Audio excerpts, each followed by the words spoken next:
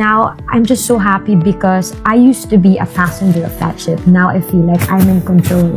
I am the captain of my own ship now.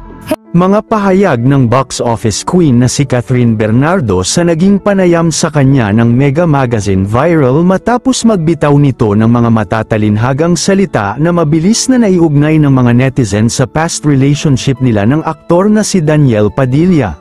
Ilang buwan na rin ang nakalipas nang maghiwalay ang Kathniel, November 1, 2023 nang isapubliko ng dalawa na tuluyan ng tinatapos ng mga ito ang halos isang dekada na nilang pagsasama sa industriya at kanilang relasyon, na natiling tahimik ang magkabilang kampo at nirerespeto ang desisyon ng bawat isa kaya naman hanggang ngayon ay nagpapagulo pa rin sa isipan ng mga netizens ang tunay na dahilan ng kanilang paghihiwalay.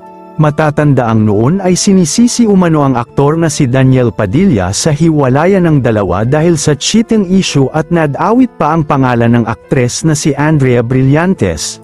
Gayunpaman ay wala namang matibay na ebidensyang makakapagpatunay rito maging si Catherine Bernardo ay walang reaksyon patungkol dito. Samantala sa naging panayam ng Mega Magazine kay Asia's superstar Catherine Bernardo dito inihalin tulad ng aktres ang kanyang sarili sa isang barko dahil sa mga nangyari sa kanyang buhay kung saan katulad daw siya ng barko na kahit anumang bagyo o delubyo ang dumaan ay nakakasurvive pa rin ito aniya. Sakto-sakto talaga yung cover story natin kasi maybe yun yung natutunan ko from my experiences. Now I'm just so happy because I used to be a passenger of that ship, now I feel like I'm in control. I am the captain of my own ship now. Kaya naman mabilis na nagets ng mga netizens ang pahayag na ito ng aktres na para bang kontrolado ito ng isang tao noon sa mga gusto nitong gawing mga desisyon sa buhay at ngayon ay masaya na nitong nagagawa ng malaya ang lahat ng ito.